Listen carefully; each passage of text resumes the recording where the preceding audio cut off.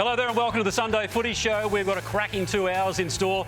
Damo's got the Kangaroos in his sights. Pendles was the sub last night. Rory will tell us what that means for the year. Lordo is still having a very close look at those Blues. Nathan Brown in Media Ocha is setting his sights on a football media dynasty. And Seth Campbell's here as well. What are you doing? I'm doing the handball game, chompers. Let's get going.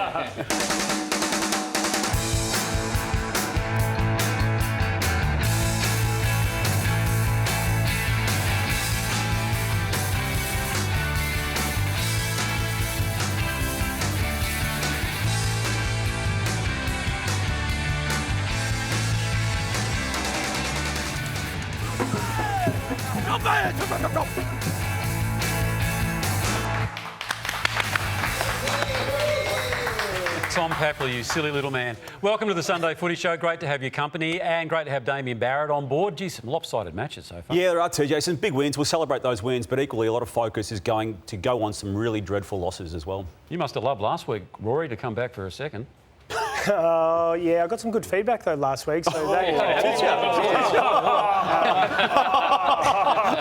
About yourself or the panel? Nah, just a couple of gags. I'm not known for a funny person. Don't do the power stance on here, mate. I have to do a power stance. You know, every time you come through the security at the airport and you've got to stand there like that, it reminds me every time of the power stance. Matthew Lloyd is here, of course. Great to be here. I've missed Sunday mornings with you guys, but what I didn't miss is you threatening to take off Damo on the way he speaks. And the look he gave you, TJ, do not go there this morning, which I know you're tempted to, because he just stared you down in a way that maybe... Because I might go somewhere where we weren't to go last week if you do. Oh, well, good luck with that. Good luck with that. Well, I said that because Damo saw something this morning. Yeah. I'll get to that in a moment. Good morning to you.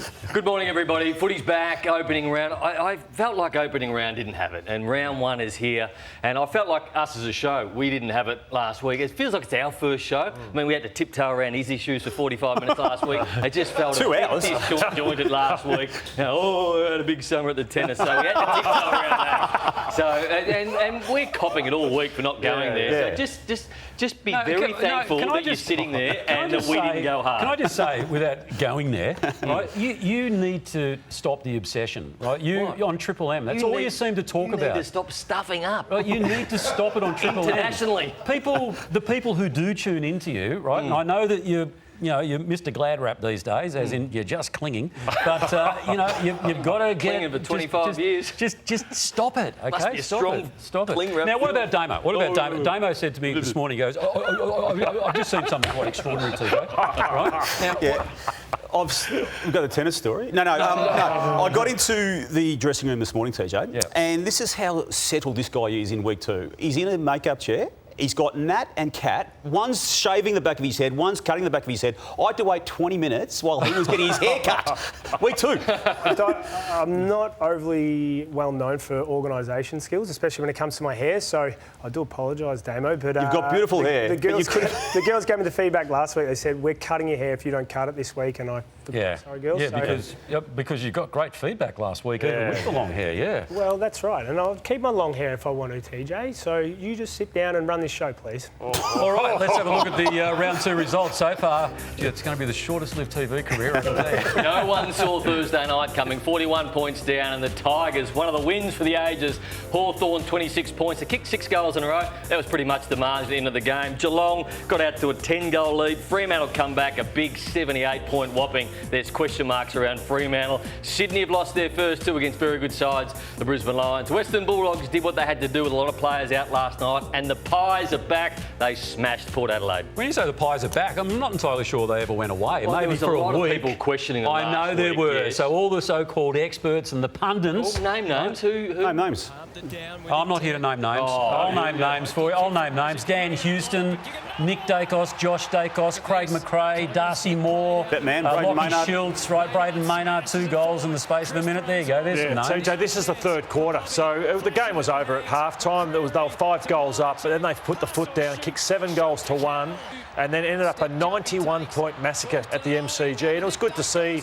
They were running into the ground last week, but they were running on top of the ground yesterday, which was fantastic for the all Collingwood fans. Oh, unbelievable. And that's what you cannot make assumptions on team after round 0 in particular. And that's why it's too hard to go at Port after one round, because they'll respond. That was as clear a panting as I've seen from any team. So Port are going to be dejected a little bit, go home, they'll respond. The whole Port crowd will be up in arms back in Adelaide. All the talk has been about Collingwood's imports going into and senior players to be in the line for a grand final again. Dan Houston, I was shocked last night that Port Adelaide did not go after him and just allow him to play the Dan Houston game. He was brilliant. He had 28 disposals, 10 intercepts, but he played a very good game. And it's like Port didn't know what this guy was doing, didn't know which way he was going to go, didn't know where he was going to kick. It was mind-boggling that they did not put any pressure on Dan Houston. They just let him run around, do what he liked, and if you let Dan Houston do that, you'll be best on ground like he was last night. Yeah, so you would have thought like it was a full-on hard, like he after the game said, I was a bit nervous during the week what Ken may do, but you're saying they just let him go. Didn't see anyone bump him. Did not see, like at the start of the game they went after Nick Dacos a little bit with Willem Drew, but that was the only aggro I saw. Surely Port Adelaide, first game up, had to go after Dan Houston, make a statement. They just allowed him to do what he did. I must admit, I was taken aback when I saw Scott Pendlebury as the sub. What message is that sending for the year? No, look, I don't mind it. I think there's a long-term play here with Pendles, Howe, side bottom. I think you'll see a few of these older veterans because they're so important to this footy club, be managed throughout the year, maybe in sub roles, just so they're ready come finals. The sub role, if you've got no ego, which Pendles doesn't, Pendles would not have minded playing that sub role. He's such a pro, he loves that footy club. He'd be happy to do it because it's going to be for the betterment of the team, a long-term view. Yeah, I was sub a couple of times. How'd you feel about it? Yeah, I reckon the first part... You weren't happy, surely? At the very first, like the first initial reaction was like, no, I'm better than that. But then you go, hang on, there could be some real good long-term benefits out of that. I played a lot of my last year of footy, 60% game time. Joel Selwood did the same. There's always that ego part of you that goes, hang on, I should be playing 80, 85%. But if you look at it from a long-term strategy and a long-term point of view, that allowed me to play a whole year of footy off an ACL. And I think Pendles will play some huge I didn't like it. Scotty Pendlebury has played his whole career and he's hardly ever been injured. So why are we looking after him now? I mean, players, when they go out there, stand taller when Scotty... And it didn't matter last night. They won by 91 Are you saying points. Reputation should make you immune from being a sub? I think if I'm a player and I'm a young player at Collingwood or even Nick Dacos, I want to see Scotty Pendlebury lining up in the centre bounce right next to me rather than on the bench. But doesn't it also send a message that anyone can be sub and that is the ultimate team act? That's obviously the message they're sending in the first round of the season. It just didn't sit well with me that Scotty Pendlebury was a sub. But you want to be seeing him later in the year is what I'm saying. You want him fit and healthy come finals. He's always been fit and healthy though. Yeah, but he could be even fitter and healthier. Some will say that on the when it's nice and early and it's hot, on the fast decks, you might be better off having him as a sub. And as it gets cold and wet, it maybe suits Scott Pendlebury more. But I think that he would deep down, I think, being a proud man, say, well, would they see that Finn Callaghan ran me off my feet last week? But he would have run anyone off their feet, wouldn't he? Well, I don't know, maybe not someone 10 years younger. So Scott's going to play some good footy this year, but they'll be strategic in when they play him. But what other option does he have? If the coach makes a call and goes, you're sub, you've got no other option to accept it, move on and go, well, I'm going to dominate the sub as better than anyone's played the sub before. Damo? A lot of dissection to come the losers' way, Port Adelaide. Now, they've got their current coach, Ken Hinkley. They've got their next coach in Josh Carr. That was the off-season narrative, that man on left of screen will replace that man on right of screen. And you can just imagine it ramping up in Adelaide this week as to, does this decision get brought forward? I've got no doubt this club, under David Koch's leadership, Lordo, will just continue to go with the plan it's got in place for Ken to coach this club at least to the point of mathematically being unable to make the finals. And they've got Richmond next week. I mean, Richmond had a massive win on the weekend just gone, and I reckon they'll be well and truly giving themselves a chance. But equally, Port could be 1-1 with a percentage of 100 after 2 matches in the season. I think it's a problem with that type of plan is every time they lose, already round one we're talking about it, the handover. Well, it doesn't make sense, does it? Because like we saw what happened with Collingwood last week, Port will respond. They've got a clear plan. It's just let it play out. Well, it'll play out. There's the headline in the Herald Sun. Start the car. which, that's indicative of what they can expect. But I don't think they will internally, Lordo, and TJ. I really don't. I mean, they've stared it down in 2023 when they made Ken basically make himself win enough matches to get that contract for 24 and 25. So I feel they'll just continue with what they're. And ask the question though, Damo. I think there's losses. If they'd lost by 5 goals last night, played Collingwood at the MCG, I can accept that. But 91 points. I mean, if they have another loss like that, 91 points, it is huge. If they lose to Richmond, which I don't think they will, I think they'll bounce back and be 1-1. The question has to be asked. I wouldn't be discounting Richmond so readily these days. Hey, what about Cardinia Park? Is that yet again football's greatest graveyard for opposition teams? It is, and I mean, they were unbelievable against Geelong. There was a few questions maybe around their pre-season form, but what they brought was an incredible amount of tackling pressure. And if you see the sides that dominated the round 0 and round 1, you got the Giants went plus 20 tackling, you got Collingwood last night plus 25 in tackling. The Cats went plus 30 and had, I think, 25 in their front half, which is something that James Rayleigh's really big on, is forward half pressure and keeping that ball in. And you even had Danger chipping in with a few forward 50 tackles yesterday, Arvo too. So it was great to see. I love the move of Danger up forward, but the Cats were very, very good. They were, and Bailey Smith was outstanding. So Max Holmes is probably their only player with a bit of run and dash. And add Bailey Smith. We didn't know how he was going to go 16 months out of the game, and the answer was yesterday.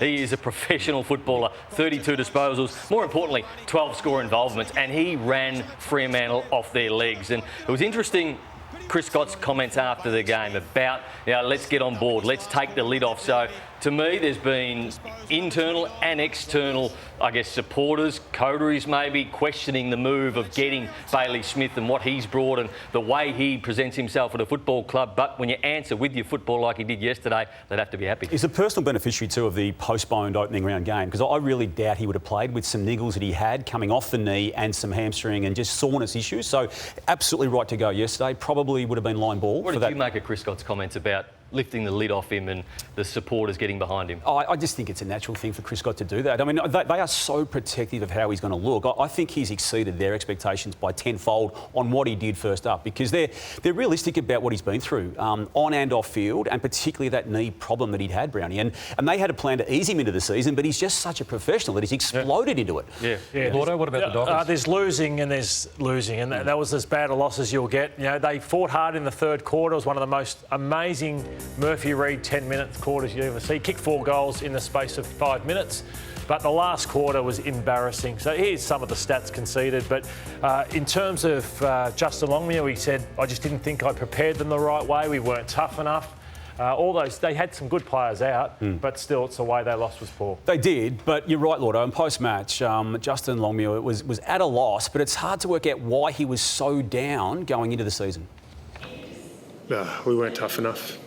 I thought their hunt and their pressure was at a level that we couldn't handle, and we couldn't apply the same pressure to them. It was really disappointing, obviously. Yep. Twilight at the SCG. This was the grand final rematch, and the margin considerably closer. Rory, Zach Bailey's kicked 4 goals. With no Joe Danaher, do you think it can actually assist some of these smalls? Well, I just think they've got so much depth up forward there.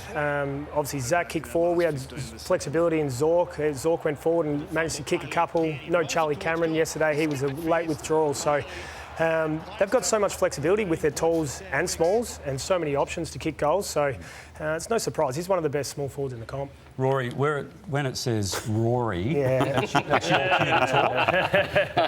Lordo helps you out there. Appreciate the feedback. I mean, Lordo just got me. I know you love feedback. Okay, let's talk about the Sydney Swans and Dean Cox. So they've played 2 really good sides. Hawthorn, who a lot of people think might be the premiership favourite, and the premiers of last year in Brisbane. So their next month is pretty big. They take on Fremantle away, then they've got the bye, North Melbourne, which you'd hope they'd win, and then Collingwood. So it's not the hardest run in the next 4 weeks, but I've got no doubt Sydney will be okay. You played probably the 2 best sides in the competition. You were close in both of those games. So Sydney continue to do what they're doing. They'll get some players back as well, but I've got no concerns just at the moment. I reckon hold fire. So gutsy from Brisbane, having had the issues with Cyclone Alfred the previous week and not being able to even train, let alone play a game of footy as they were scheduled to do.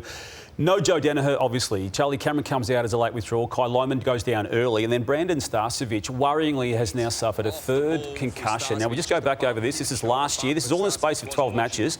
That was a concussion moment. This is the pre-season, the controversial one where he's pushed into that particular moment. Another concussion there. And only played yesterday because he'd served the 12 days out of the game for concussion and then had this happen late in the piece yesterday. So 3 inside 12 matches for him. It's a genuine worry as to what happens now, and the protocols that normally apply to players, I'd imagine, will be ramped up significantly, TJ. What caught my eye, not too far away, and we are nervous, I can tell you that much. Marvel Stadium last night, Western Bulldogs and North Melbourne. Are we sort of struggling to get a handle on both of these teams, given the amount of personnel that were out for the Bulldogs? Well, there's a lot of people, not me, who wanted to tip North Melbourne because of the outs of the Western Bulldogs, but there's no way I was going to. I know Damo's in the same boat. We're similar in. Well, I wasn't going to tip North Melbourne because you just can't trust them. But if ever they were going to beat the Dogs, last night was it. Well, it should have been last night because they were obviously, and this is the narrative all summer, Bontempelli, Jones, Ugle-Hagan, Waitman, Treloar, they lost during the game. James O'Donnell, they also lost Luke Cleary late, and they just weren't able to get on a run. Let's celebrate the win first. Ed Richards, Rory, was stepped up in the absence of Marcus Bontempelli. Had his own injury concerns over the off-season. I think their whole midfield group stood up, and it's just a great sign that they've got added depth now, and that's all these injuries provide, is the opportunity for some of these other guys to stand up and make that midfield group their own, because it's been Bont leading them for so long, but Libba was outstanding. They've got Kennedy in there for a bit of experience too, but as you mentioned, Ed's game was just so well-rounded and so well-polished, Nathan. Yeah, the problem for North Melbourne is they're giving up 100 points again. So they did it a lot last year. And so you look at their tall forwards, Comben, Core and Logue. I was comfortable enough with them. I mean, Norton and Darcy only kicked 4 between them, but it was more the midfield goals and it was also the defensive goals. Bailey Dale came down and kicked a couple. Sanders kicked a couple out of the midfield. They laid 74 tackles, the Kangaroos, but that was all in tight. As soon as the ball got outside, it was just easy going inside forward 50. I almost felt sorry for Comben and Carr, and like thought they did an okay job against the Tools, but the pressure through the midfield and from the back end was not existent. 3-quarter time, the Roos are down by 7 points. I think game on. This is a big game you can win in round one. They lost the game in 3 minutes to start the last quarter, and I want to show some pieces of play which are really, really disappointing by the Kangaroos. So here's Harry Sheasel. He's on Fraser at the centre bounce. So it's Fraser v Sheasel. Fraser has the ball and he goes out from the centre bounce. Fraser runs in, kicks an open goal. All right, so then we're going to get behind the goal vision here of where Harry Sheasel was. So here's Fraser. So he's out here. This was a centre bounce. Look at Harry Sheasel. So I hope this comes up on Monday with Alistair Clarko and say, yes, you are a star, but what are you doing? You've lost the centre bounce and you are ducking out the back hoping for a ball. So that is one goal they lost. So they go 13, 14 points down. This is Lachie McNeil, high forward for the Western Bulldogs. He's up against Powell. Watch how many players McNeil runs past from North Melbourne. So how desperate do they want to be to win a game of footy? Are their values and the conditions they put on each other there? So North players are all back here. McNeil has run 150 metres fighting for his career and he gets out, runs into the open space. That's 2 goals in 2 minutes. Suddenly it goes from 7 points to that 20-point mark. And this was the last goal they conceded. So it's 3 in 3 minutes. We're only 17 minutes 20, so 3 minutes in the last quarter. Ball goes inside. Once it leaves the area, watch how many North players are just still stuck standing. And the Western Bulldogs explode out. Made them look silly. And I felt for this kid. Finn O'Sullivan playing his first game of AFL football. The ball goes in. He's a wingman. So he's not playing on Aaron Norton. But he looks down and says, Aaron Norton doesn't have a man. So the question's been on Alistair Clarkson, defensive structure, why he hasn't taught them well. But where was his man? Why is a kid having to do that from the wing? So they lost the game in 3 minutes. Very, very poor. Great vision, Lordo. Sorry, when you said Alistair Clarkson hasn't taught them well. Yeah, so defensively, they just leak like a sieve, and it's been that since the day he got there, and your hope as every year goes by they'll improve, but they still haven't. The pressure has to ramp right up on him, Lordo. We're not want people to make big statements out of round one of a season, but you add that round one to the previous 2 under his watch, and you add it to the previous 5 in totality, and nothing changes. They just accept losing before the game even starts. Yeah, I don't know if accept's the right word, Damo. Well, they do, Lord. That's all they do. Yeah, well, let's see. That game was there to be won last night. That was a VFL team I that just the don't Bulldogs think put they've out. got the experience yet of winning. They just haven't done it enough. When do they get it, Rory? Well, hopefully that's They had a more experienced team last night than the Luke Bulldogs. Parker's Absolutely, in and there. Luke Parker and Jack Darling now. They brought come them in, into the team. Yep, and that's what we want to see. We want to see improvement, but they need to start winning to ingrain that habit. But you genuinely think Alistair Clarkson's under pressure already? It has to be, TJ. I mean, again, 2 years and one match in, I get that. But there were players with 50-plus games of experience last night. They keep talking about the future's coming. He keeps talking about how we want to play, and they're not getting there at all. There's no signs of it. Well, how many coaches need to rip through before there's significant change? Like, you can't keep ripping through coaches. You've got to have some sort of stability. Yeah. Where's the recruitment and where's the development and the back line? I mean, the Lord, I just mentioned it. Call low. I mean, what is going on there? Anyway, massive incident late in the piece. Luke Cleary got hit by Jackson Archer. And again, I'll let the footy experts on this panel work out what happens here. The match review office will have to look at it because Cleary was badly concussed and taken to hospital for precaution. Archer came out of it really sore as well. There's mitigating circumstances for this moment. You can see some pressure from behind on Cleary. You can see Archer committing himself to the football. But there is a concussed player who is now going to miss some weeks of football in the match review office, TJ. It would not surprise me if there is a ramification for Archer. MCG Thursday night. I know we're going back nearly a week, but it is still the talking point of football in many ways. No one saw this coming. Yeah, we'll talk in depth a little bit later about Carlton and their woes, but it was all Richmond in the second half, pretty much from halfway through the second quarter when they were 41 points down. And it was just no-name players. I thought Miller stood up in the back end, Blight before he went down. There were so many players who got on the end of it. And look at this. We're going to speak to this guy, Seth, a little bit later, but getting in front there and Seth Campbell and kicking that great goal. And then we'll talk about this. But, I mean, nobody thought they'd win this. Outside their 3 premierships, I think this is one of their most famous wins of the last 30 years, the Tigers. It's the best round one win I think I've ever seen. Ever seen, yeah. Like it. Problems for the Blues. Obviously, that loss combined with the 7 losses out of the final 9 games of 2024, it does make now for bleak reading. Now, their next month of football, you can see it on screen. That first game there against Hawthorn is a Thursday night massive game, and then you've got the Bulldogs, the Pies and the Eagles thereafter, but they're going to have to rectify it pretty quickly. Yeah, you're right, Damo, because when you lose to Richmond, say the top 4, top 6 where they hope to be, they're not going to lose to Richmond. So they have to claw one back. So you have to beat a side. So it might be Hawthorn this week where they have to try and claw a game like that to get themselves back on track. But I want to pose a question to all you guys later. Is their list actually that good, or do we get seduced by 2 or 3 players? Hang on, what's that question? Because I'll have to Google Tom Morris to give me the answer. OK. Do we get seduced by Cripps, Curnow, and Wiedering? Yeah. You putting Walsh in that, Lordo, or not? He's outside those guys because, again, he doesn't hurt enough. Since I didn't jump in before, TJ, I'll jump in now. The Hawks moved to 2 and zip. They played Friday night. Just a couple of things. Okay. I throw to that stuff. And we don't say zip. No zip? No zip. No, 0. Well, they were unbelievably good. I think they've all started the season how we expected them to. They were up and about. I love their small forwards. Watson was outstanding. We just saw Ginnivan's goal then. Their goals are one thing, and Dylan Moore was the other one who was outstanding. Their goals are one thing, but it's the pressure that those 3 brought up front that allowed for some of this and allowed them to play in that front half. So they were incredible. They were back to their best, that small 3, and I look forward to watching Hawks the rest of the year. TJ. Look forward to catching up with Dylan Moore on this very program very shortly. I was down at Waverley through the week. I was amazed at the energy and just how switched on they are with their training. I mean, obviously, what happens on the track is transpired on the field game day. They are a really switched on, energised team, aren't they? Yeah, he's coaching exceptionally well. And as I said, we're going to talk about them later, but the foot skills, the connection they have with each other, the way they've introduced Battle and Barras has been really impressive. So, yeah, they may well be the best side in it. OK, all right. On that note, and there is a lot to talk about between now and midday, but it is time for What Caught My Eye, and I think I might kick us off. The new ball. Sorry? The new ball. I'm picking up the new ball, yeah. I wouldn't talk cricket if I was you. But, Damo, I thought Don't you would have... stuff it up, mate. If you got the new ball, don't stuff it up. You big as we've seen on a few things, you're not that funny.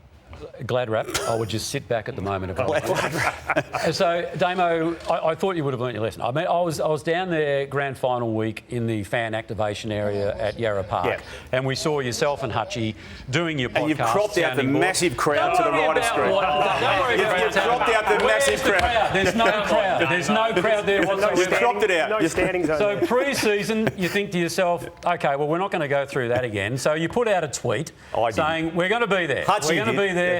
Stadium Square, Gate 3, Marvel Stadium. So I thought I might go down and have a look at this and just see what sort of a crowd. Well, you sent Jack Cannon down. Right. Anyway, so look at it. There's actually more production staff and you and Hutchie than we hadn't started. That's me by myself. There's one person there. No, there's a big crowd behind me, TJ. There's nobody there, Damo. I don't think it's Hutchie. Oh, cricket's Barry. That may not be. Cricket's Barry. Hey, there is such a thing as the Selfish Forward Hall of Fame. The what? The Selfish Forward Hall of Fame. I'm going to roll you through a couple of Selfish Forward Hall of Famers. So this is the first one. Bailey Fritz just needed to give this one a crack. Come on, Bailey. You got to give that. Then we've got Ollie Henry. Ollie Henry comes up.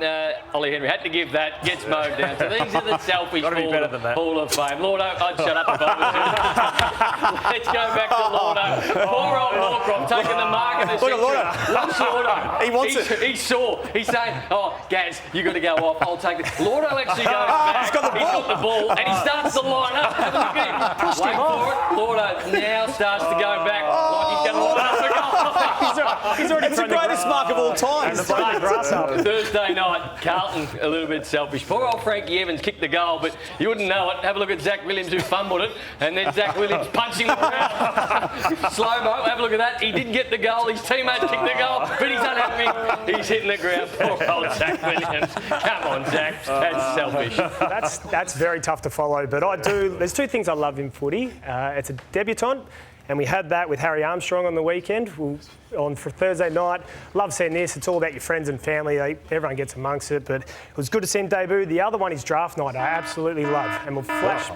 Oh, well, eh? What's this mean? Well, what it says, inserter alert. Draft night, here we go. So this is draft night, and you get round your friends and family, a few slap-ups. It is Lordo comes in. Third man in for a slap-up. That area there is reserved for friends and family. That's like the front line at a wedding, Lordo. It's like, you're not meant to be in there. You're meant to be at the back in the standing zone. Mate. So, know your role. King boys for a long time. King boys. It's injured Max. You've dropped off it, haven't you? I wouldn't start because you're in my sights right here, Brownie. So I wanted to delve further into this cricket debacle. It was an absolute debacle. Like, you talked yourself up, you told me I made 8 not out, this and that. So it was just embarrassing with all the wides and all that, which we showed last week. And the big crowd. Have you shown the catches? No. So It's like a sounding board over there. So as I said, you bowled 5, 6 wides or no balls. Yeah. And so I thought I'd delve deeper into the one man. There was only one man who paid the $60 to go and watch. And we caught this one figure in the crowd. We got him here. So there he is. Right. So the cameraman and the audio people who reached out to me and said, we actually went behind him to film for a period of time. And they caught what he was doing when he rang his wife to talk about. This is genuine audio of what he had to say about your performance. Here it is. Genuine. Come on, buddy. Half seconds, about 4 Get that on camera. That is genuine from that man. I'm being 100% of what he had to say about so I apologise to those in Tasmania who paid the fee to get Brownie over there. You know I do play. You should give that guy his money back. No, it was a love job. No, it wasn't.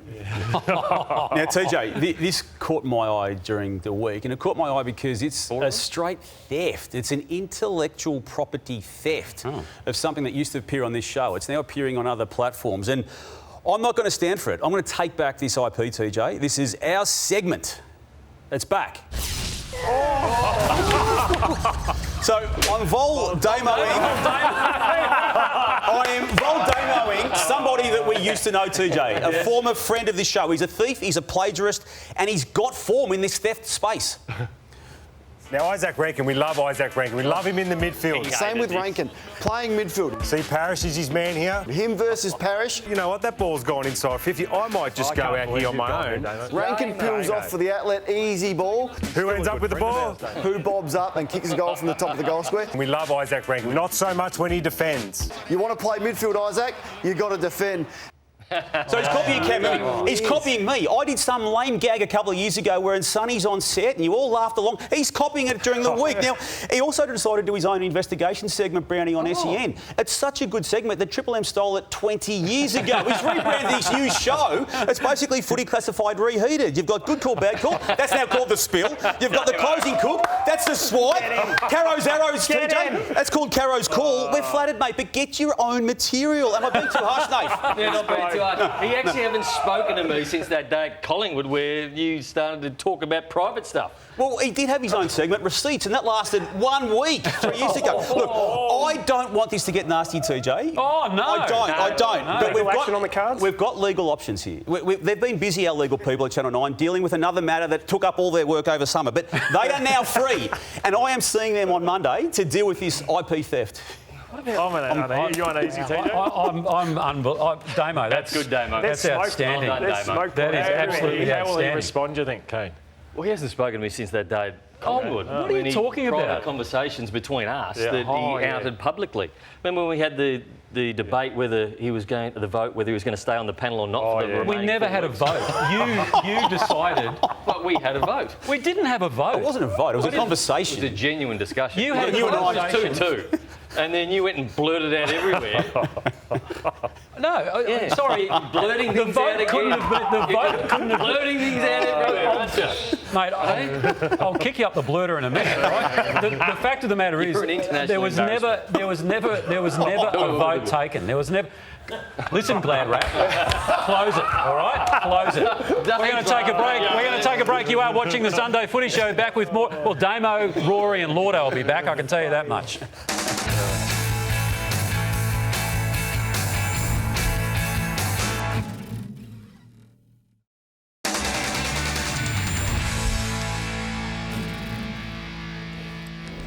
Welcome back. You are watching the Sunday Footy Show. We almost had an incident there in the ad break, Damo. We did. Because you brought your son in. Jude, Yep. And he was leaving with something under his arm, Damo noticed. I did not notice. I was last to pick up on it, but what was it, TJ? Was he trying to whisk a Sherrod away? he asked if he could have one. And I said, As he was walking out the door with it under his Brandon's arm. got a few functions to look after this year. He just needs a couple of donations. Old one, but he definitely tried to swat. Yeah, I'll tell you what. We caught him. They've stolen before. You did steal them, I'll tell you what, the apple doesn't fall too far from the tree. All righty. Old Kling Jr. Well, I tell you what, he had it clung to his arm as he walked out with it, that's for sure.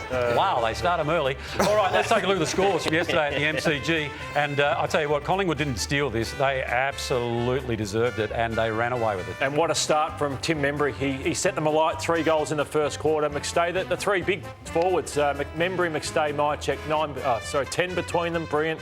And Sidebottom started in the centre bounce and played an awesome game. But Brody Mihocek joins us. Thanks so much, Brody. I want to ask you firstly around what went on during the week.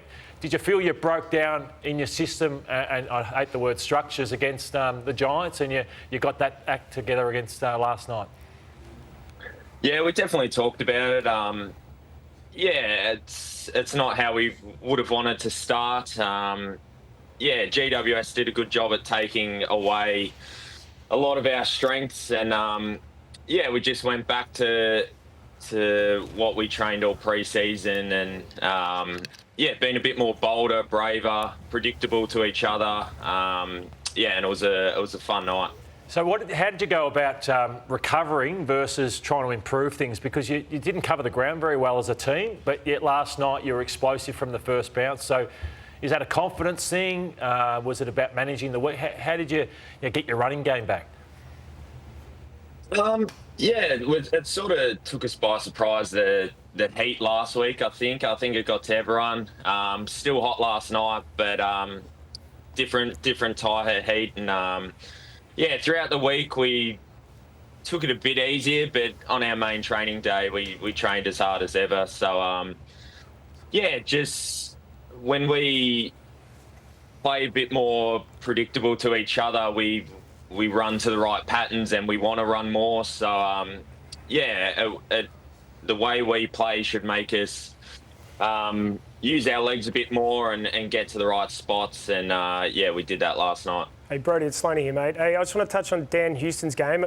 It's no surprise the way he performed. I've seen it for years back in South Australia. But what's he brought off-field, leadership, and then how's his footy been on the field as well?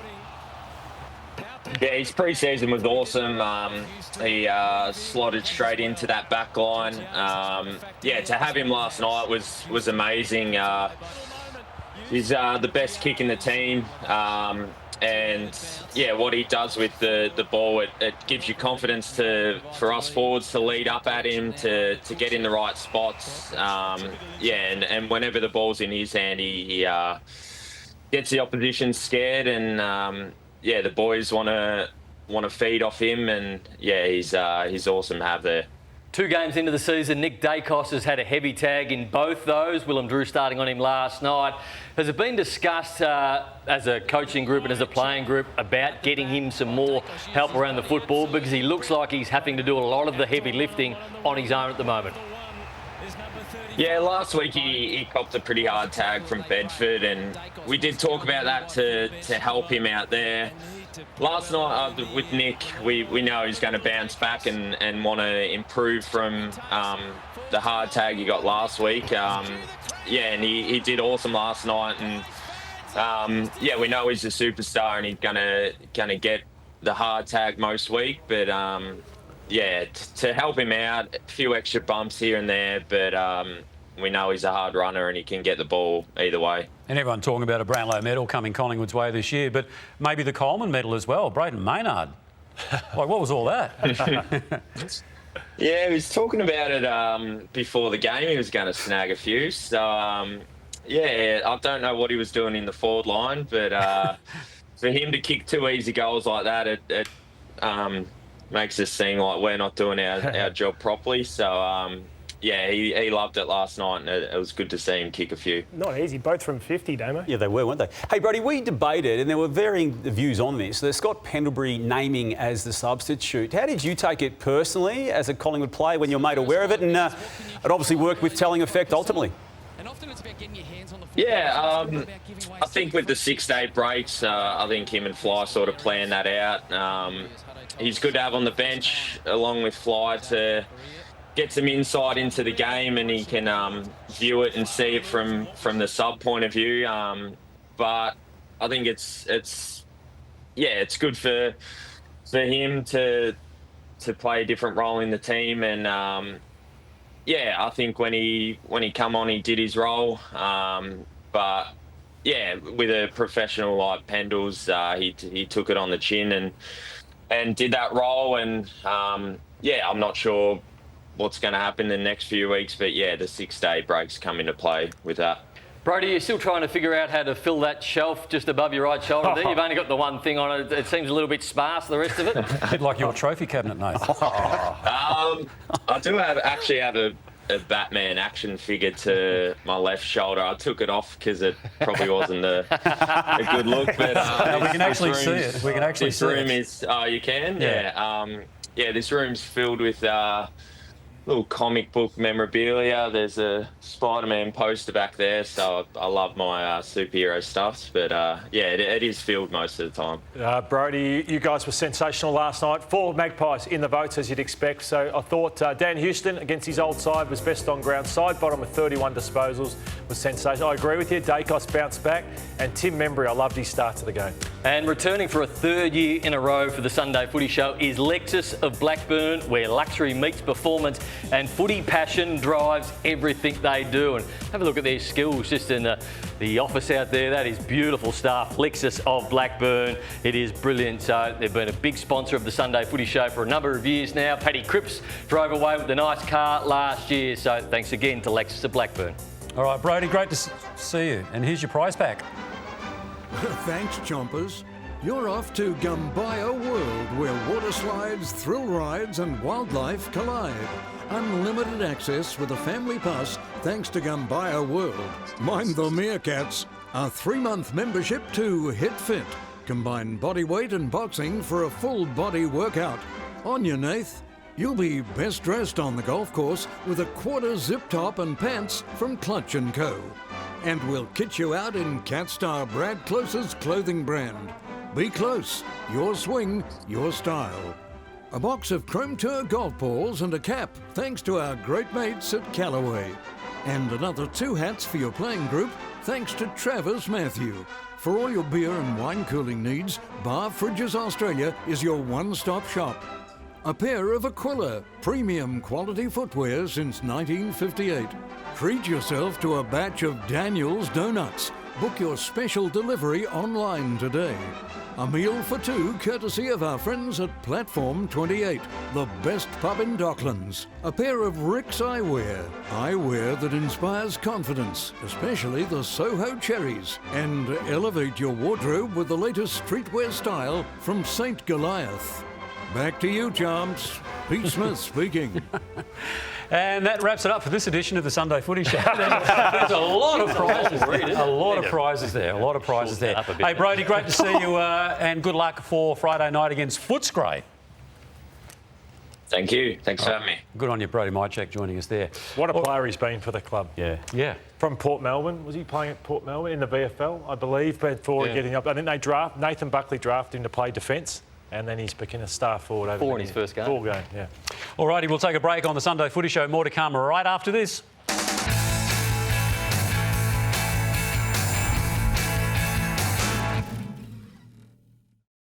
I'm Isaac Heaney. My time in South Australia was spent exploring the amazing Eyre Peninsula. Wildlife and the ocean are a couple of things I love, so to get the opportunity to swim with the sea lions was an incredible experience. Known as the puppies of the sea, they love interaction, twirls, chasing, jumping, the whole lot.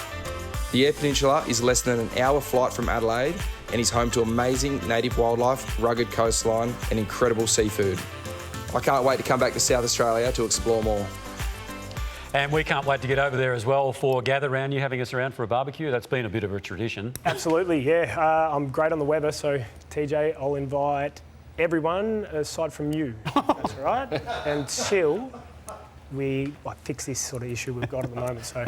You know, TJ once invited everyone around to watch a fight at his house. Danny Green fight. Yeah, and $11.60 everything came to. And as people walked in, he said, "Can I get the $11.60 off you?" No. That's a true story, Rory. Hey, wait, You don't think that sounds so untrue, so unbelievable. Hang on. But it happened, Hang on, Rory. First of all, I've heard about your Webbers, so I don't particularly want to come. But it was a $10 surcharge to come to my barbecue.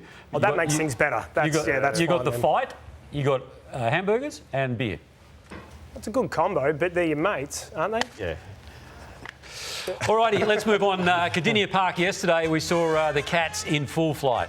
GMHBA Stadium at come on now. The Geelong were incredible. Led by Jeremy Cameron, Bailey Smith, we spoke about before. Sam de Koning in the ruck was very, very handy.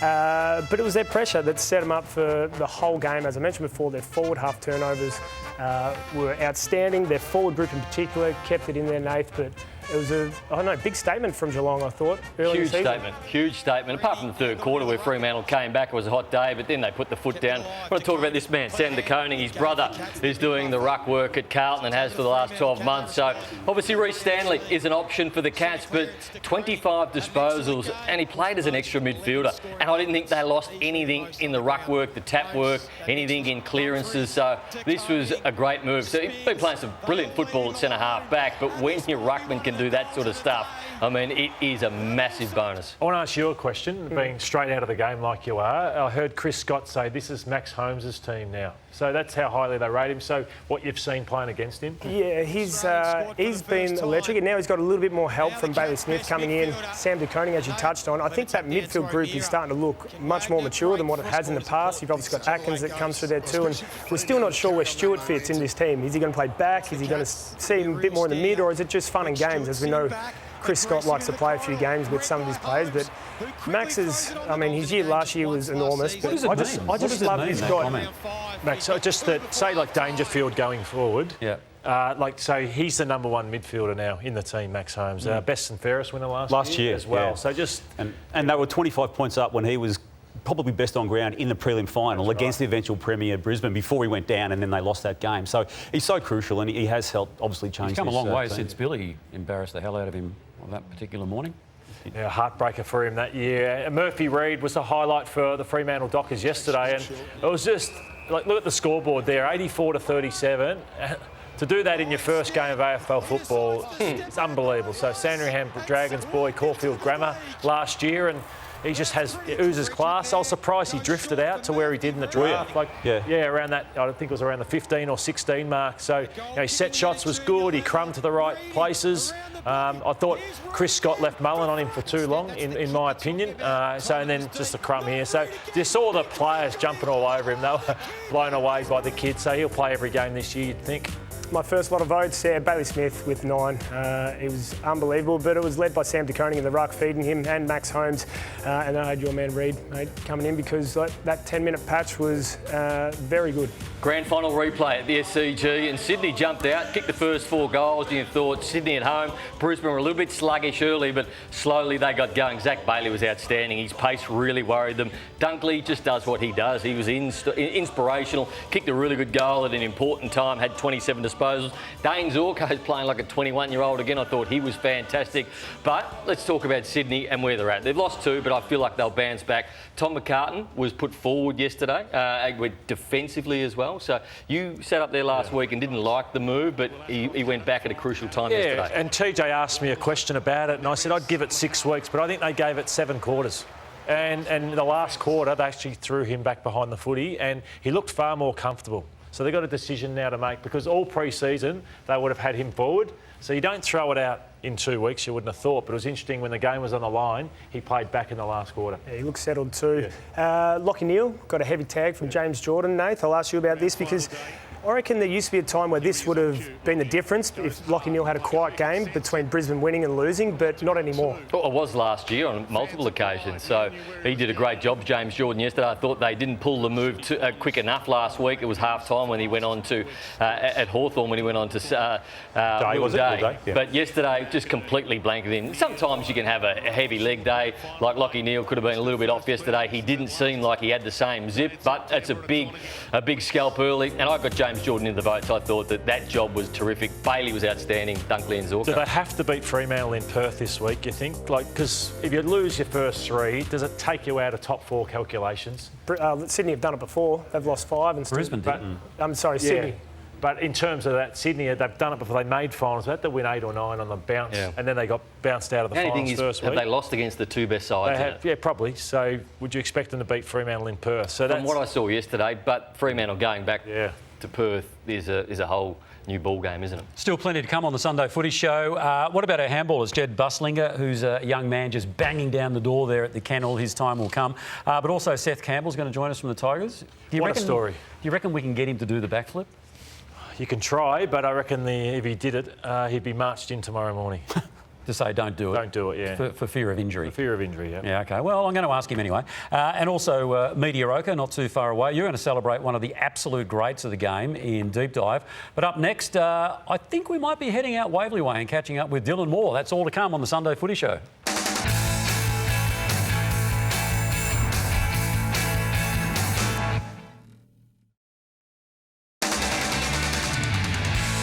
Welcome back. You are watching the Sunday Footy Show. We'll be catching up with Dylan Moore from the Hawks very, very shortly. But in the interim, Media Ocha, how'd last week's go down? It was OK. Haven't had any feedback yet. I did. Did you? Who from? Xander Maguire. Oh. So can we give him a rest for a minute? Well, it hasn't been his fault. I mean, the throw to him last week. Hang on, is he in again? But it's not his fault again this week. It's somebody else's fault. He's a kid. If it is somebody else's fault. Next thing you'll tell me you're going to go Eddie as well. Well... OK, let's roll the video of Media Ocha. I'm Nathan Brown, and welcome to Media Ocha.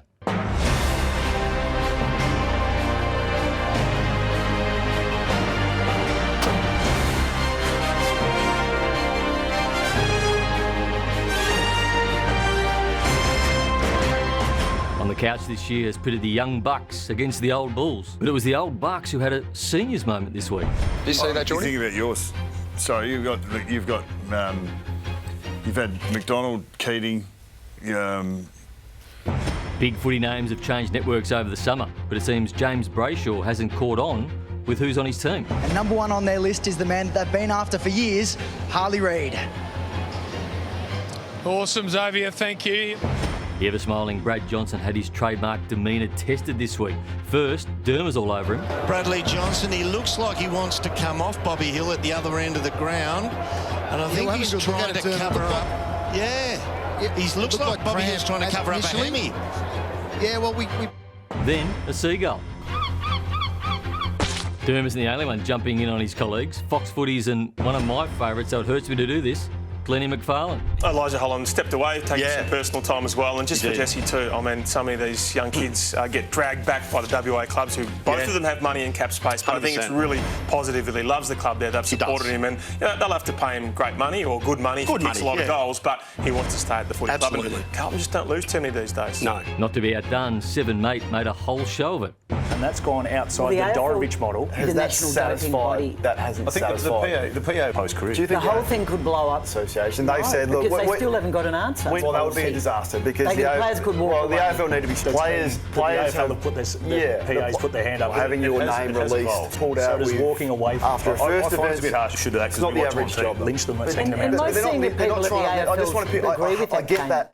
Our word of the week has become such a phenomenon that people are self-reporting. So you go with your story. What's happened and how has it manifested? And it did manifest itself throughout the course of the afternoon. The hardness manifested itself. I've said manifest 3 times now. I'm getting excited by it. I'll be on the Sunday Footy Show. But yes, you will, Ed. Former boxer Kane Corns debuted a suite of new shows this week. He was in such a rush to dish it out, he uploaded them at double speed. Well, welcome to Kane's Call in opening round, the opening edition of the great show. My name's Theodoropoulos. Joining me, the 2004 Premiership star. He's got the trophy over his shoulder in the most talked about full shed. If you miss Kane, fear not. The man doesn't mind reheating himself. Here he is across 2 separate shows. For those playing at home, we've colour-coded them red and blue. Craig McRae having a crack at Bedford, and Adam Kingsley says, no, hang on, don't go there. And Adam Kingsley responds with the AFL setting the precedent for this. So Hinkley got $20,000, Hinkley was fined $20,000. Whilst it's not as demonstrative as Hinkley was towards Ginnivan and the Hawthorn players in that semi-final last year, this is very, very similar. You could argue the fine needs to be more significant. And even if it is a more significant fine, considering the warning was there for everyone after Hinkley, that warning from the Hinkley situation in the finals last year. And if it wasn't Craig McRae, and if that was Alistair Clarkson or Ken Hinkley like it was last year and not nice guy Craig McRae, he's known as a nice guy and a lovable guy and affable. We know all of that. It's one for the AFL to really go hard on. They're going to have to come down pretty hard, I would have thought. What do you think of that, Kane? This is very, very similar. And that's Media Take it for it is. Wow. Jeez, that went long, that game one. You didn't look over that? Hey? You didn't look over that at the end? Oh, the editor's upstairs.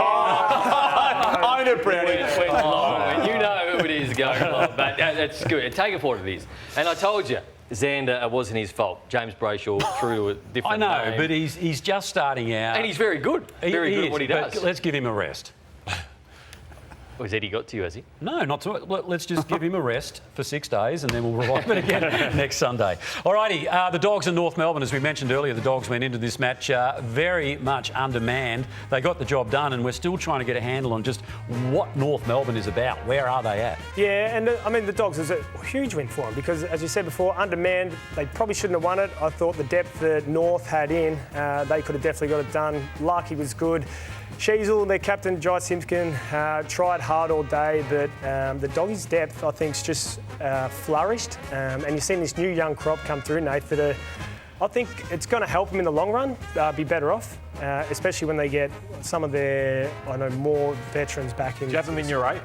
I don't think I did at the start of the year, but if they can win 2 out of their, I'd say out of their first 6 games, can be 2-4 or 3-3, even ledger, I reckon they'll make finals. Bailey Dale had an interrupted pre-season. You wouldn't know it yesterday. He had 29 touches and also kicked 2 goals. And North Melbourne just afforded him space. I mean, it is one of the most damaging positions on the AFL field is half-back. And if you have a half-back that can distribute, can run, can push forward, it's almost like you've got to put time into Bailey Dale. There's been sides that have gone after him and have tagged him, and he hasn't gone near it. And he also takes the kick-outs. What he does do with the kick-outs so well is he kicks it, then he gets the handball back, and he is a beautiful kick. So you can't allow Bailey Dale to have free rein like he did last night. Yeah, we'll go to my vote. So I thought Nick Larkey kept in the game with his 5 goals. Tristan Sherry, I thought, dominated the ruck, dominated English at times. Bailey Dale was enormous, and Ed Richards throughout the midfield.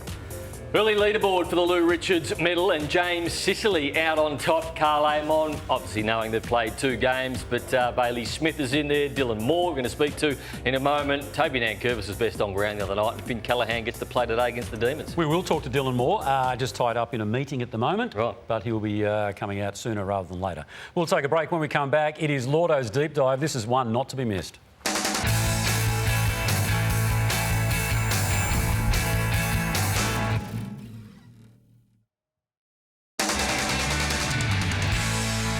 You are watching the Sunday Footy Show. Whatever you're doing, hope you're enjoying yourselves. Hawthorn fans, well, absolutely delirious. You are the real deal. So where else would you want to head on a rainy Sunday in Melbourne? But Waverley. That's where Jess Webster is. Hey, Jess.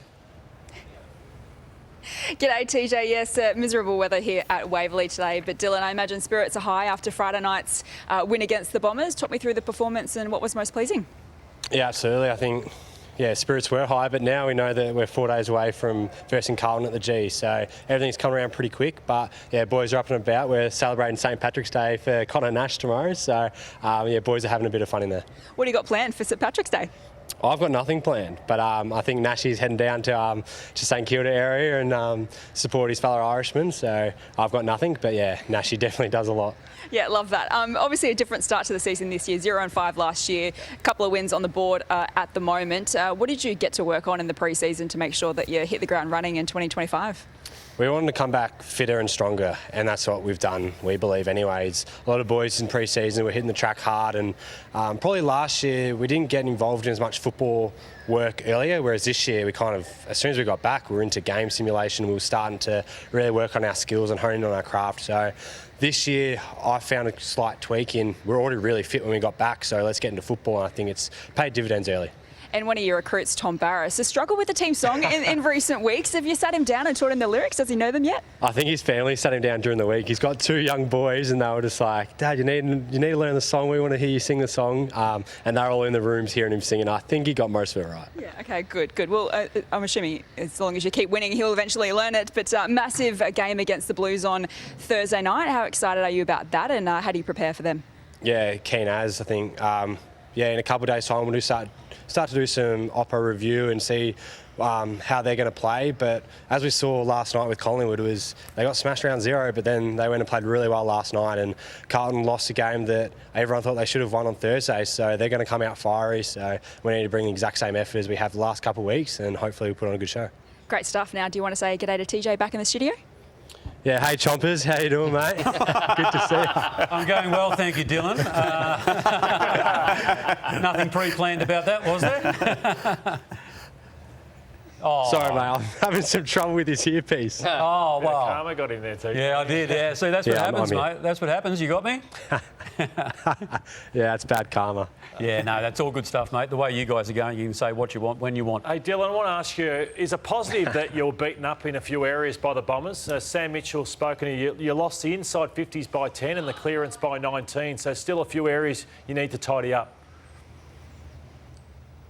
Yeah, it's interesting because round 0, our midfield won that battle, and they were really dominant. They allowed us to get a lot of inside 50s, whereas on the weekend, yeah, we struggled in that area, and Essendon, to their credit, really brought the heat after quarter time and controlled that area of the game, controlled the front half. But Sam spoke to us after the game about sometimes good teams have got to win ugly, and you can't win the same way every single week because it's too easy to scout. So to be able to win ugly and still kick 110 points where, yeah, lost inside 50s by 10, really efficient going in there, which was nice. And a few players like Josh Weddle, Finn McGuinness, took some big marks late in key moments and were able to finish the job. So, yeah, it was great to just win ugly. Dylan, in the 2 games you've played, you've been massive. Carl Amon has been huge. Your captain, James Sicily, has gone to yet again another level. Just how have you observed his own leadership within the context of where it's come from as a footy club and where it now is?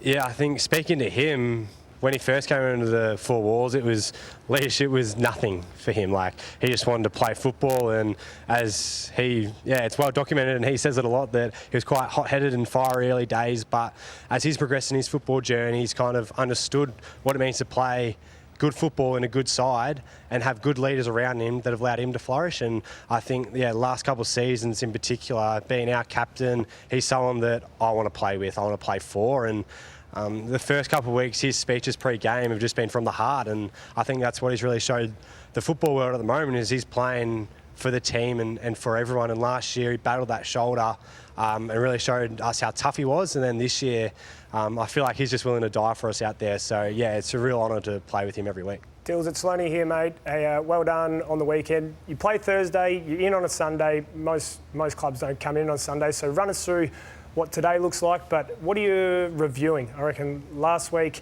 the pressure up forward was just off. This week it looked like it was back from especially your small brigade. So what's the review look like this week?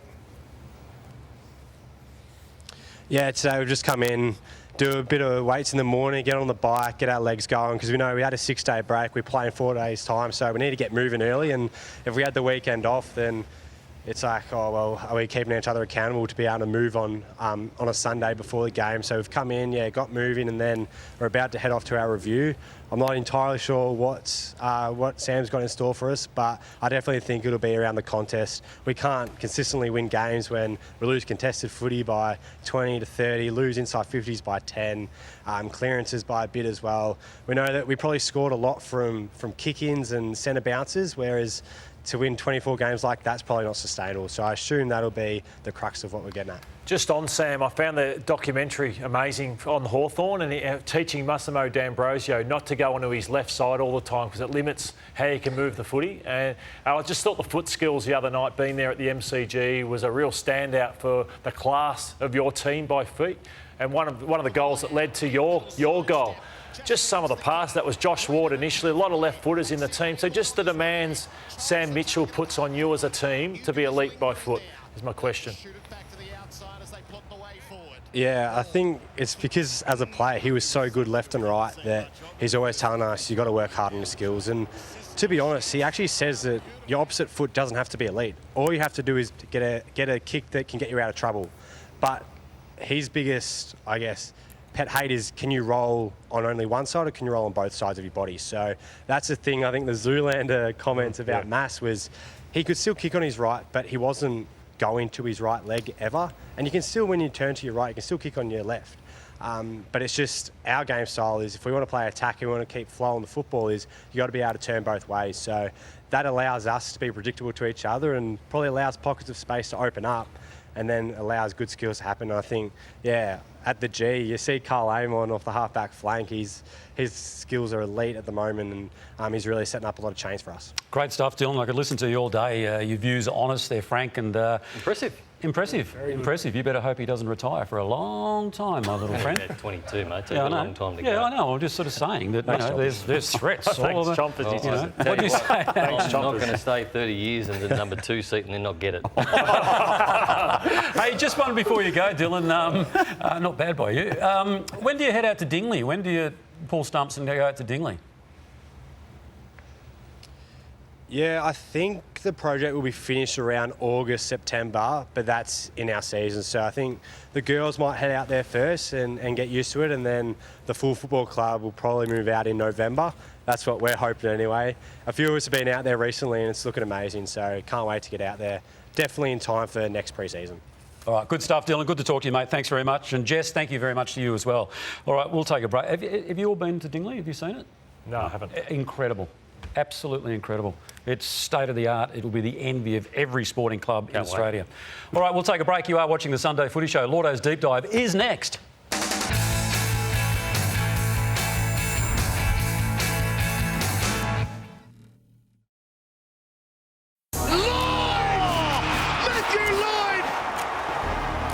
The deep dive this year, we're looking at my best 30 players that I've seen, I've played against, coached against, or not coached against, but I've seen in media and also my time in the game. So last week was Darren Jarman at 30. At 29, it is the great Eddie Betts who comes in. just on Eddie Betts, so he was pick 3 in the 2004 pre-season draft, so it was overlooked by every single club through that period. And that was his first goal in AFL football against the Kangaroos.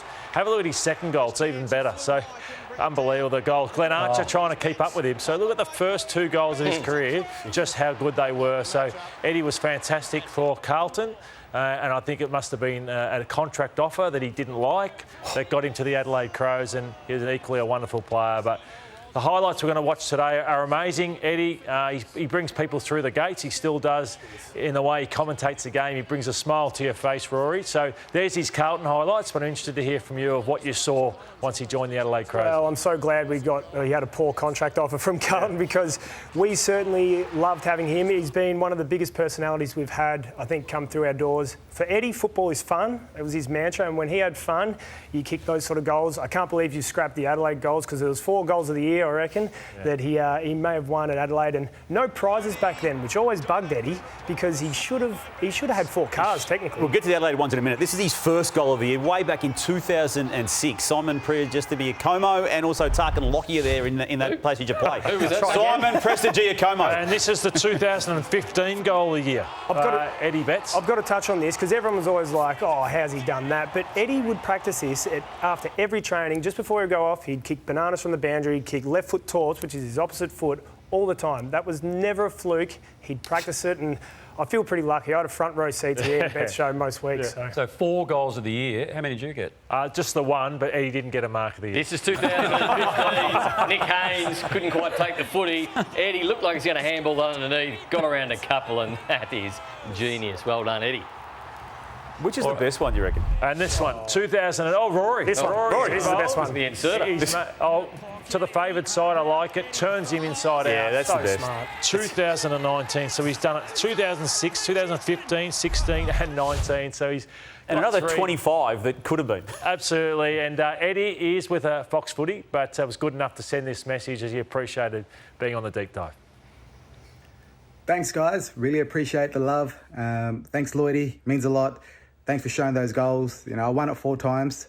Come second 4 times. I was ripped off. It was bullshit. I should have had it 8 times. You know, my goal that comes second beat the first, but that don't matter. I don't care about that. But all I care about is the love from you, Lloydie. So thanks, mate. Keep it going. Special player at 29, special at 30. So I look forward to doing this. It's like one of those Logie moments when the winner couldn't be there. Unfortunately, Eddie can't be here to accept the award, but he does send this message. So great stuff. Any clues for number 28? Clues, a teammate of someone on the panel. So that's all I'll give. At one of Nathan's clubs. Ooh.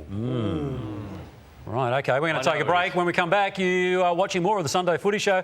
It's the AFL quiz. Brownie quiz.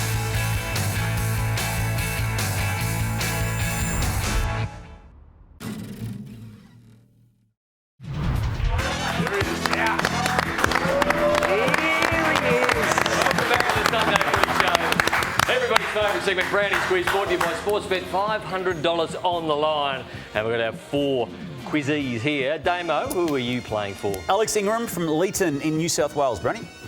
I'm playing for Leon White from Burnie, Tas. And I'm playing for Kim Walsh from Mont Albert North in Victoria, but I don't want to lose too much more time. And you'll be disappointed with this, but my daughter loves the quiz, part of the show. And she said, who won last week? And she missed it. And I said, TJ. She said, did he cheat? That is out a word of a lie. Is it? You have a history of cheating. Do I? Yes. Would you like to give me an example?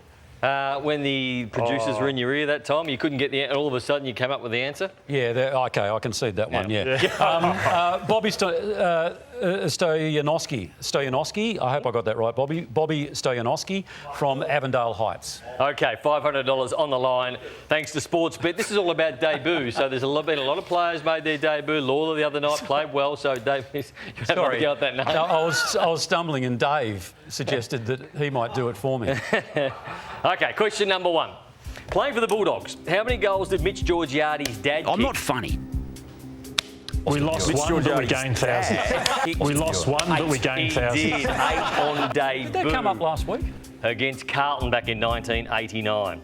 Question 2, closest to the pin, so everybody gets a go. We'll start with you, Tony. Lucas Camporelli debuted Thursday night. How many games for Carlton did his dad Scott play? Camporelli. I'll say 130. I'll say 2:30. I should know this because he coached me for 10 years, but I'd say... Not about you, Rory. 2:13. 2:27. 2:33, Lordo. Oh, Lordo. What did you go? Oh, 1:30. I was a little below, yeah. Right, famous faces question. In his debut season, what number did Dustin Martin wear? We lost one, but we gained thousands. Certainly was, Lordo. Let's have a look at the famous faces. Watch a lot of footy. All right, so there's Bill, Dean, Polo, 28 and 3 on debut. Never saw him again. Bottom middle. Have a look at that. Oh, look at that. Wow. Look at that cut. The girls wanted a haircut today. I'll go Will Pekoski in the middle. Is that? Oh, no, sorry, Costas. Sam Costas. Sorry.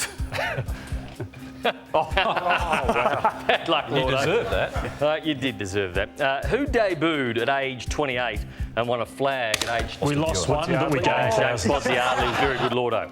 Okay, now speaking of debuts, TJ debuted TJ's time capsule many years ago. Closest to the pin, everyone gets a go. We How lost many one, but we gained segments did it thousands. last for? One. Tony? I'll say 6. 7. 2. No, one, Lordo. And is there I'm any going to give it chance to of you. getting the scores up? Or? No, they're broken. Oh, Yeah, sorry, we were told not to make an issue of it. Okay, so the machine is broken for the So score. what is the score? You see the minuses, Lordo. I'm on 3. Rory and Damo on 1, Lordo and TJ on 0. No, he's less than that because he got minus. But he's answered if you can, Tony. Yeah. Famous faces. Name Richmond's 3 debutants from Thursday night. What's up, Crows fans? Harry Armstrong, Sam Lower. I'm not funny. Luke Trainer. Yes, yeah, but they've written down. Well done, Laura. Famous faces. Off you go. Can't go past the Would you have them beautiful-looking written down? blonde-haired 18-year-old. Yes, bad luck. Yes. Silly. Okay. In 1995, who won the first Anzac Day game? I'm not funny. No one won that game, man. Brownie, it was a draw. Oh, Damo, nothing gets past you, does it? No. Well done, Damien. All right, famous Can I faces. check my... I don't think it's working. Just jump in, mate. But I love this old guy. Yeah. Okay, it's working. Sam Constas made how many runs I'm not funny. 63. on debut? Incorrect. Anyone want to have a crack? I'm very close. I'm going to But go I love 67. this old guy. Incorrect. -1. 68. What's up, Crows fans? I didn't hear you say that. I don't want to lose a point. Okay, no one loses a point. 62? 60. With Essendon forward, which Essendon forward kicked 8 on debut Scotty Cummings. against the Swans in 1994? Famous faces, Lordo. There's still plenty of points on there. I'll go Levi Ashcroft. Levi Ashcroft out. Unbelievable hairline. +1 for Lordo. What is the score check now? Okay, score check. Lordo +2. Damo 1.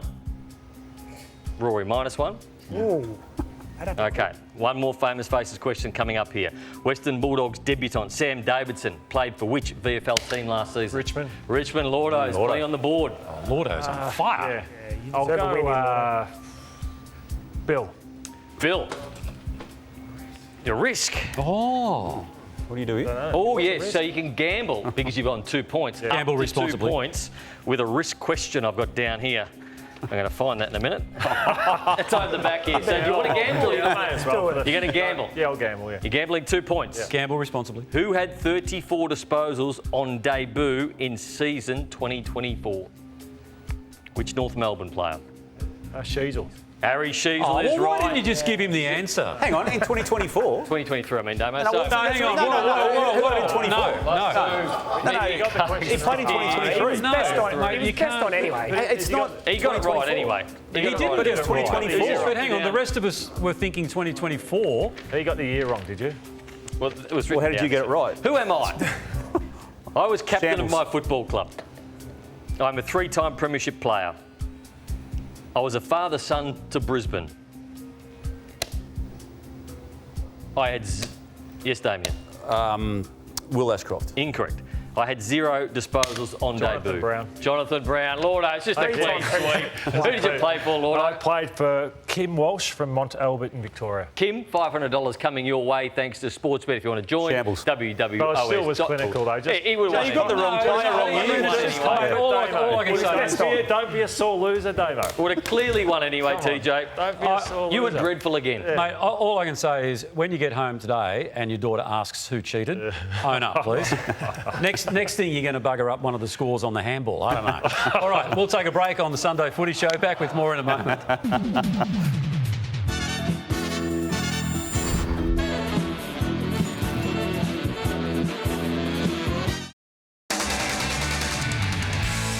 Welcome back. You're watching the Sunday Footy Show. Don't forget tonight at 9:40, it is Footy Furnace with the man who breaks story after story after story. Tom Morris, Cuz is there, Jimmy Bartell, and also James Hird. Rory, you reckon you got rave reviews through the week? Well, that's what you said. But James Hird, like absolute rave reviews. He has, and his hair looks incredible too. I think he's the best looking man on TV at the moment, Hirdy. Yeah. No great surprise. That's the most important. No great surprise he was going to do well. I mean, he's been a media performer before, he's been a coach, so it's not like, it's nothing new, is it? I know, it's called pumping How's up. Tom's hair going? Tom's hair? Going, gone, I think. Anyway, Damo's over there at the moment with his agenda. What do you got for us, Damo? We'll start with some confusion on Friday night, TJ, at the MCG, when Andrew McGrath of the Bombers did this in the second quarter, took possession and then decided to handball through the goal line, and that resulted in a Hawthorn free kick. Everyone's got a different view on this. Everyone sees something different as they watch it. So the coach of the Essendon Footy Club, Brad Scott, just a reminder, former boss of football at the AFL, he was bemused. Oh, who cares what I think? There's some stuff I could say, I reckon, but ask the umpires. They'll tell you, I would have thought. I mean, all we're told, and this is, I think I'm in a pretty good position to explain this, is if you're under any semblance of pressure and you're inside 9, you can rush the behind. That's what we're told. So that's what we do. So we'll go to the rule book and have a look there, Lordo, at point B and C. Probably more C there than B, as you have a look. Has had time and space to dispose of the football. Now, again, you can read as much or as little into that rule as you want, but you were confused at the time, weren't you? Yeah, I was doing the game, and TJ raised this on our WhatsApp group only last round, in opening round, and I gave the exact answer that Brad Scott gave, was my understanding of the rule. So there's just a real lack of consistency. I would see one of the McGrath type every game just about, but they're not paid. So that's the problem with our game. You're asking for consistency. Consistency. Because he looked up to his left and he went back the other way. So he had two options to get rid of the ball. Yeah. And I think that's why I'm happy that he paid it, but just be consistent when it happens over and over. You forget how quick it becomes. He was under pressure though still. I think you forget quite quickly how much pressure there is on in the game and how little time he had to make a call. So. And Lordo, can I say thanks for getting back to me too? Because no one else did, and it made me feel good. No one likes Problems for Essendon came obviously in the loss. They didn't shirk the issue, but they did lose some key players, and one of them is Kyle Langford, who in that moment pinged a hamstring. He's got a history of it. He's had a serious one before. He's been such a good player for them now for the past couple of seasons, playing primarily as a forward, and he's going to miss, as per the club's release yesterday, at least 4 weeks. It may be more. And they also lost Ridley for a head hit. But prior to that happening, this happened, and that was the Jack Scrimshaw contact on the southern side, or the member side of the ground, and that has warranted TJ a 3-match ban with the early plea from the match review office. So they had to do something. I feel you can see it was inadvertent, but he did contact him high, and as such, that's the ruling. I feel it's on the extreme end of it, Rory. Yeah, definitely.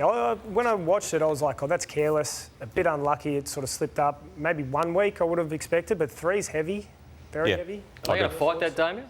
I'd imagine they might. I was surprised to get any weeks at all. I thought he'd get off with maybe a reprimand. I don't think he was any malice. I don't think he meant to hit him. It slipped up. It was unfortunate. Those things happen. Damo, I was going to text you last night. Yes. I was trying to find the football on Channel 7. What you're raising is we got to see how it's going to look this year on Saturdays. It's the first of the 7-year TV extension, TJ.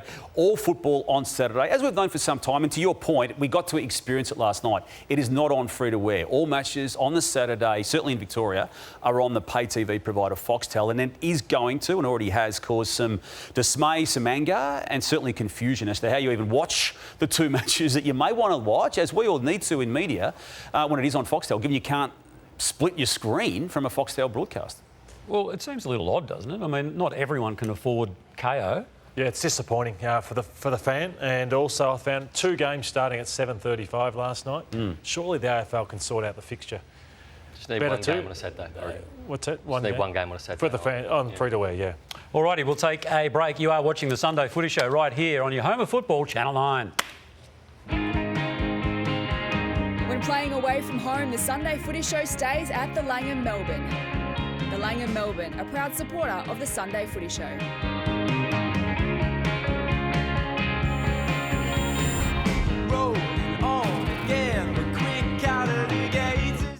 I'm Charlie Cameron. My time in the Barossa was nothing short of spectacular. Seeing rolling vineyards, visiting cellar doors, and having unforgettable wine experiences. This place knows how to welcome you. There's a sense of creativity in the Barossa, craftsmanship on every corner, and a genuine warmth from the locals who are happy to share their artisan creation with you. Whether you're winding through the vines or indulging in a gourmet meal, the views are absolutely stunning. I've only scratched the surface and I can't wait to explore more of the Barossa. Absolutely, we'll be there, of course, lock, stock and barrel, wine barrel, for the Sunday Footy Show, and can't wait to see North Melbourne Gold Coast, I think it might be, down in the Barossa. So bring it on. Plenty of football today for you, though, including Adelaide and St Kilda. Yeah, my ex-mob, they've been speaking about round one the whole summer, so I'm expecting big things. It's going to be very interesting what we see from them up front. They've got a few big guys in Thilthorpe, Tex, Fogarty, even Dan Curtin might play, but I reckon that'll depend on whether it's wet or not. If it's a bit wet, I expect maybe someone like Lockie Murphy, a small forward, to come on in. But a huge game for our footy club. I think they win comfortably, and then Melbourne take on the Giants. Wet in Melbourne today, and I expect Max Gawn to make a statement, a big statement for Max Gawn. So there's no Briggs. It's Jim's game today as well. No Briggs in that team, so I expect him to dominate through the middle and make a statement. Now, that QR code that I was about to tell you about, you can see on your screen there. You can, well, we all know how to use a QR code by now, so do that, and you can bid for one of those jumpers, which they're playing in today, that has the green shamrock on the crest. And we finished the round with the Suns v the West Coast Eagles. So with the Gold Coast Suns, you think they should win, despite being away from home, if they're going to play finals this year. But their away record, it's all the talk. Can they start better than what they have in the past, where they only won 2 games away from home? Now, the switchboard went in meltdown mode last week, for one very good reason, Nathan, as you know. Where was Animal Fact? Where was Animal Fact, they said? He demanded a second mediocre. I think that's what it was, TJ. But look, I thought just for Rory's first experience on the panel of Animal Fact, we just go back to the well. And when you go down to teeth gag, Rory, it's just an orangutan just looking and admiring his own work with his teeth as he prepared for a day out there in society. But he's happy with them, Brownie. He likes him. He's very happy. And we went to the well again with the teeth. All summer, Damien. All summer, and that's what you've come up with. Sell it. He sold it like Luke Ball then. Oh, Croft. I gave you a sighting of Bigfoot. But there wasn't an animal in that Bigfoot sighting. It was a large Bigfoot. You've got to do that next week, don't you? Do you like that one? I loved it. All right, we'll do that one. Yeah. That's pathetic. No, it's not pathetic. All right, handball coming up next. Jedd Busslinger up against Seth Campbell. Look, it promises to be a ring-a-ding-ding, that's for sure. We'll see whether Seth will actually give us a backflip. I'm going to ask him. I don't mind asking him. I'll ask him. But the pressure's on you, mate. Why? Well, just with your scoring, it's been a little bit off. It's tricky. It's easier when you're handballing because I know it's a 0 or a 2. At best. Got him. Actually, I don't know if I got a 2 even. But anyway, that's all coming up after the break. You are watching the Sunday Footy Show. The handball is on next.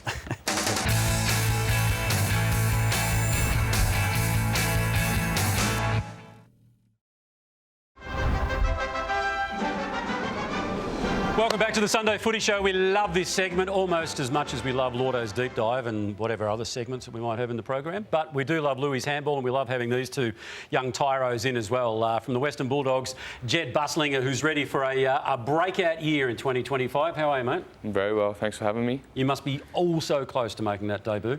Yeah, I'd like to think so, but still always working on my game. So whenever that opportunity comes, I'd like to think I'd be ready for it. Oh, I know the boys that want to talk to you a little bit more in just a tick, but Seth Campbell also joins us fresh from that almighty win on Thursday night. A win that will be remembered probably for this moment, Seth. Take us through this. The Tigers drive a bomb. In your own time, Seth? Just seeing the ball land in front of me and thought I could get on the end of it. Okay, this is the bit, though. This is the bit. Nathan, what were you saying at this point? Oh, this is good. This is great. This is every bit of a young boy. Can't beat that sort of stuff. Have a look at this again. That is as good as it gets. 80,000 people, millions watching it, kick the winner, and you do that. And I believe you ran past Cow. You started probably 10 metres behind him, and you knew you were quicker than him because you played all your junior footy with him. Yeah, I grew up with Cow, so yeah, probably a bit quicker than him, so seen him on the end of it. Seth, have you had a background in trampolining or anything like that? Never. Never? No. Used to have an Instagram page that I'd done a couple of backflips on, but yeah. Had you planned to do it in a game prior to that moment? Yeah, a bit of a joke going into every game. There was never the right time, and thought that was the right time to. How much of a run-up do you need? Not much, nah. How many times have you landed on your head trying it? Nah, I've never landed on my head. Anyway, just getting back to what I was building up to, would you do one now? Nah. Got to warm up. Okay, righto then. All right, I suspected that was the answer. Now, congratulations to you also. Not so much because there's a debut in the making, but 21 this week he turned, so well done to you, mate. Thanks very much. Jedd, I want to ask you, a couple of key backs got injured. Unfortunately, O'Donnell and Cleary. So potential opportunity next week, you think, or not? Yeah, potentially. Sort of like to not think about it too much. Sort of at the moment, just thinking of those boys. Pretty scary accidents. So yeah, hopefully they're all right, and yeah, whatever happens, happens, I guess. Got some family down for your 21st, mate, or did you celebrate, or too hard with the season coming in? No, originally from Perth, so the family came over this week for my 21st, so went out for a nice dinner with them on Tuesday night, and it's always nice to see them and have them over. So yeah, Did you invite Bevo? Not quite. No, he didn't get it on the invite list. Might have been good to put him on the invite list, I reckon. All right, this is the best. Hang on a minute. Sorry. I was going to ask Seth one more question. Just the feeling in the rooms after that win, because it was unexpected. I'd imagine it was for you guys as well. Yeah, it was electric. The debutants' family was there, 3 of the debutants, so it was just an electric feeling in there, and there was so much energy. We all loved it. Who's loved it, so yeah, it was good. Seth, I know we don't like to put too much pressure on young fellas, but what you've seen from Lawler, like, have you seen anything like it in regards to a kid coming through? Yeah, he's a gun. Yeah, he's a gun. He's very driven as well, and he just lets his footy do the talking, and he's a good kid. I think it's important to celebrate those big wins, especially when, as Damo mentioned, they're unexpected. You guys get around each other and celebrate maybe yesterday or the day before? Yeah, in the change rooms we just had a quiet beer together, just went through the game, and yeah, that was about all. And then focus on next week, so hopefully we can do it again. All right, well, focus on this for the moment, because there's some good prizes up for grabs. Best prize pack in the business is this one, the Temper mattress. This will have you sleeping beautifully. It is fully adjustable, so you've got a little button, goes up and down. You can go into 0G, which is what they start off at NASA when they go up in the rocket. It is an amazing bed. Hang on a minute. So you're comparing this to a spaceship, There we go. You can go to 0G, TJ. That's what I'm saying. That's but isn't 0G just zero? Timber, Jace, Nicholas. I sleep flat, Lordo, like most people. Yeah, but to watch TV, I just elevate it a little bit, get the legs up. So the Temper mattress, and then the Callaway Elite Golf Clubs from our top mates, obviously at Callaway, along with a custom fitting at Callaway HQ. Total prize around $15,000. So don't we muck around here. That is the best prize pack in the business. All righty, let's go. Now, what happened last time you were on the handball last year? Yeah, no, I choked. I wanted to beat Mansell, and I needed 3 on the last. I think I got a 2 or something, so... Well, didn't want to reopen old wounds there, but good news for you, Jedd. All right, OK, let's go. Seth, do you want to go first? Yeah, I'll go first. Yeah. OK. Righto, move the target. All right, Damo, you and I. Who gets a better ground ball? 7. 7. 14. That is yours, mate. 7. 21. 7. There's a bullseye coming up here. And 7. 35, very consistent. 5, Very 7, consistent. 35. Very Jedd. consistent. Righto, Jedd. 7. Damo will take one cleanly soon. Game on. I'll give that a 7. 7. 21. Hands. 7. Oh, you get 28. close, mate, close. No. Oh. 7. 7. No, it is off the opposite hand. Seth's not happy. Hey, can we look, Jedd? I don't want to do you out of anything. Can we get a replay of that? Because that was definitely a 5. Quick one to turn around, TJ. Have we got? Yeah. Okay, all right. Very generous. I didn't want to put anyone under pressure. Here it is. Here it is. Hang on. Hang on. Start that again. Look, you can have that again. Look at this. It's hit the number 5 and you called it 7. There's still a bit of ball on the 7. Okay, well, you've got the final call. I'm happy to go be guided by you, Damo. Oh! Sorry, Jedd. He's thumbed it off the Damo. Be fair. 7. 42. Oh, that's 5. Oh. 47. 5. Yeah, 52. back on now, Lordo. 7. 59. 7. 66. Clickety clicks. The door is open here for you, young Jedd. So, Got to go hard on the hand. 7. oh, nice. 47. 7. 54. 7. 61. 7. 66. 68. I think we've got a winner, have we? And 70. I think we had too many. I think you didn't need that last one. But our winner for today, we're just having a look at the scores. I think it was 67 to 66, wasn't it? It was. What was it, Brownie? 68. Well, it normally comes up on the screen. Jedd would have won by 2. 68 to 66. Won by 2. Yeah, Jedd won. All right, give him a round of applause. Well done, Jedd. Well done, mate. Commiserations, Seth, but you did have a big win through the week, mate. All right, that wraps it up for this edition of the Sunday Footy Show. Are you convinced it was a 5? I don't know what the scores were. No, but, well, Jedd won. That's the main thing. Yeah. I don't think the controller got all knew 7. They took them off the screen. 5 in there, I think. Yeah. How many 5s do you get? Nah, 2, I think. No, anyway, 2-pointer. we've got the whole day to sort this out, so whatever you're doing, you enjoy yourself, and as we always say... May the sun shine on you today because it's shining on Seth and the Tigers.